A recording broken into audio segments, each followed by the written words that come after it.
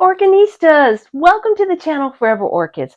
My name is Tracy, and I'm so glad you joined me today because I need to repot. I need to repot this desperately. This is an Aliceara. This is Stellar Hoku is the clonal name. And this is one of my rescued orchids. And according to the tag, it was repotted in September of 2021. And it was repotted into a clear plastic pot. Let's take these out here. And full sphagnum moss. Full sphagnum. And I've got a back bulb here that is dying back here. Kind of squishy, so I'm a little concerned about that. I'm going to have to keep my eye on it. This is a new growth that's been growing, and it hasn't bloomed since I got it. It's just been pushing out a new growth, and I'm just now starting to see a little root tip come out right here. Let's see if we can get in there. Maybe it will focus and you'll get to see maybe that root tip there. So what I'm going to do is repot it into another clear plastic pot. Hopefully this one will work. It's a little bit shorter, but it is wider. And this is what I'm going to try to repot it in. And I think what I'm going to do is I'm going to repot it in. I'm going to put some lava rock down in the bottom to weight the pot down. And I'm going to put it in bark that has got just a touch of little charcoal in it. And I'm going to top dress it with sphagnum moss. Keep those roots as they start growing moist as they start coming out. And one of the things about the Aliceara, Bellaria is another one. It's all in the oncidium alliance. These used to be called odontoglossums. And they like a temperature range of 65 to 70 daytime temperatures, and they like nighttime temperatures 45 to 55. If you're going to grow them indoors, you could put them in an east window. I currently have this one growing under lights. And so hopefully we'll get some blooms on it. So the first thing I need to do, I have not soaked this.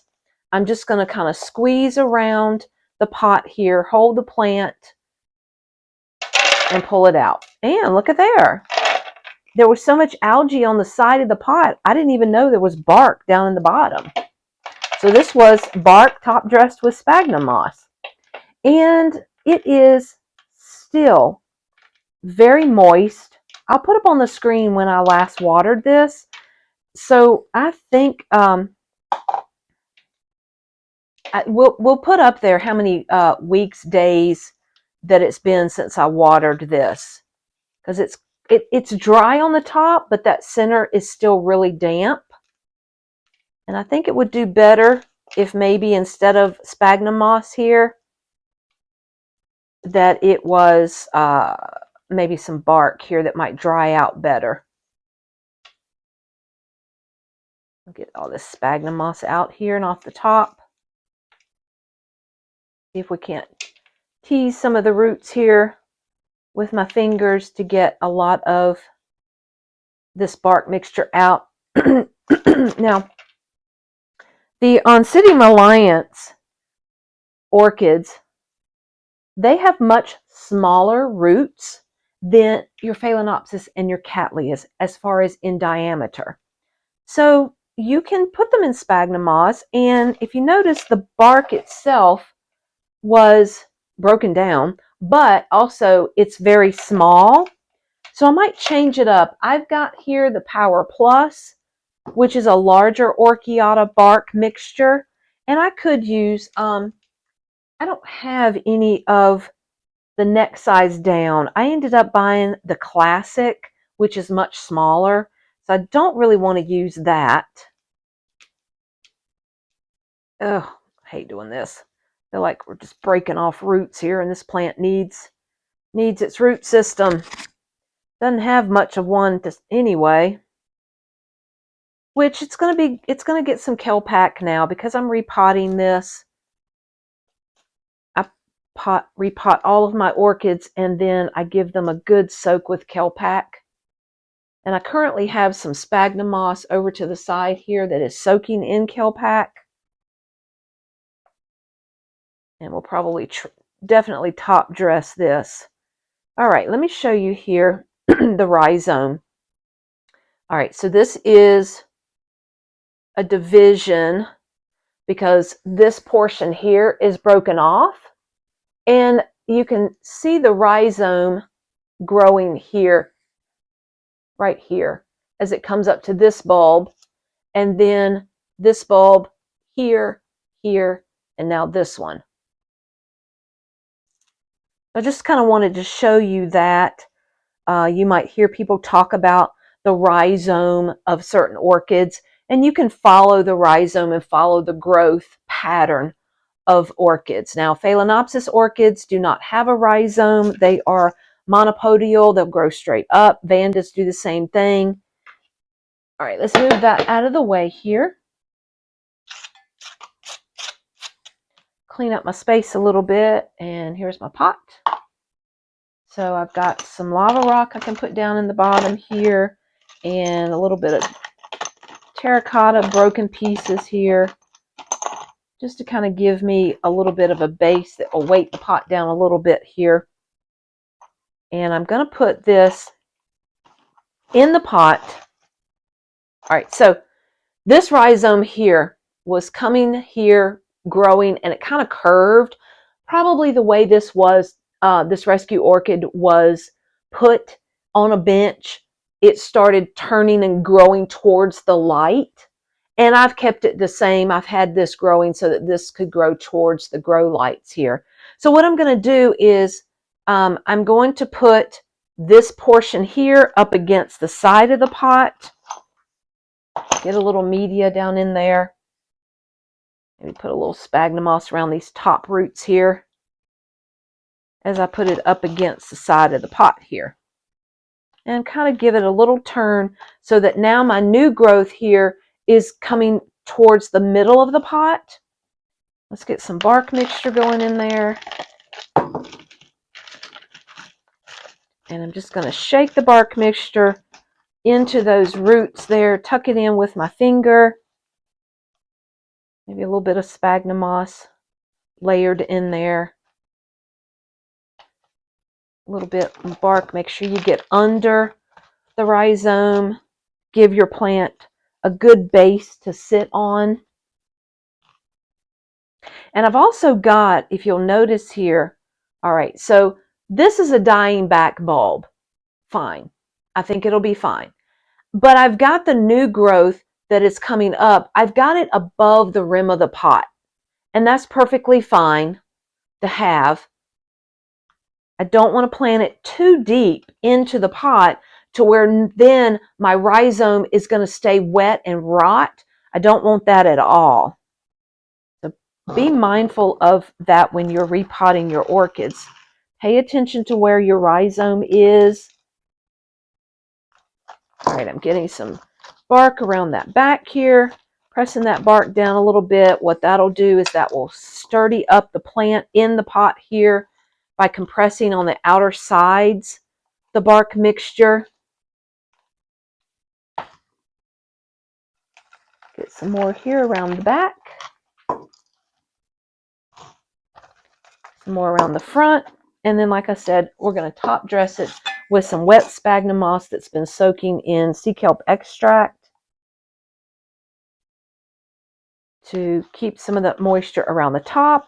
And also what this will do is, as this new lead here starts pushing to further out its new roots, they will have some moisture that will help them grow down into the pot. I prefer for my orchids to have their roots down into the pot instead of growing up as aerial roots. For me, I'm just going to end up knocking off and breaking those new roots when I grab the pot if they're coming out and hanging all over on the side. Alrighty, so I think we are good here. I could try to get this to lean up ever so slightly, pushing some media down around into that root system.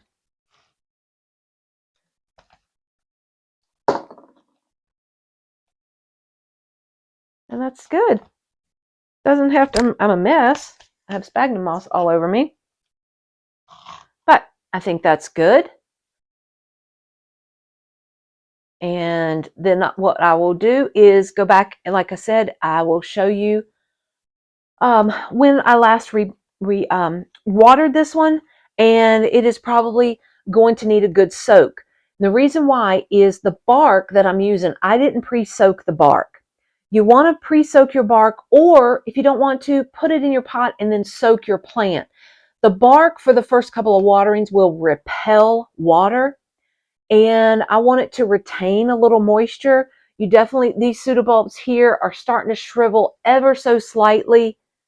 So it is time to water the plant, and I'm going to end up soaking it just so that bark then will start retaining water for me. So either you soak your bark prior to repotting, or you do it once you've repotted. Now, one of the things another thing that I'm really interested in is the coloration of the leaves here.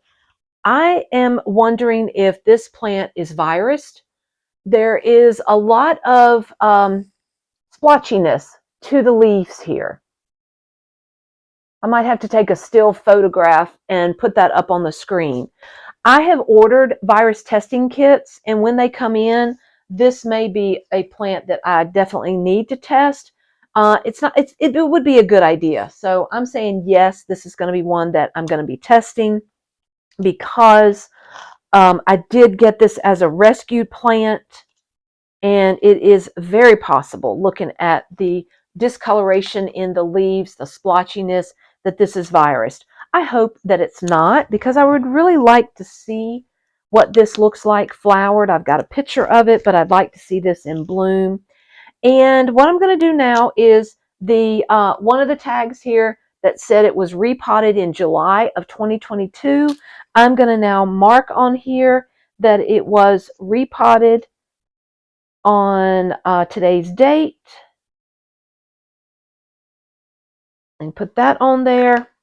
Put it back in the pot here, and I also will put this in. I have Apple has an app called Notes, and that is where I record all the information about my orchids, each and every one of them, and what I do with it. So this particular plant here, Aliceara stellar Hoku, I am going to mark that today's date that I repotted this, what I repotted it in, and the fact that I'm going to soak it now in Kelpak. So let's stay tuned. If you wish, like and subscribe to the channel. I'll keep you updated on this plant and all the other plants that are in my grow space. I've been growing orchids for close to 30 years. Currently in the home that I'm in, I have them in southern windows, east windows, and because my collection has grown so large that I've now got them under grow lights. So if any of that sounds like your growing environment, stay tuned.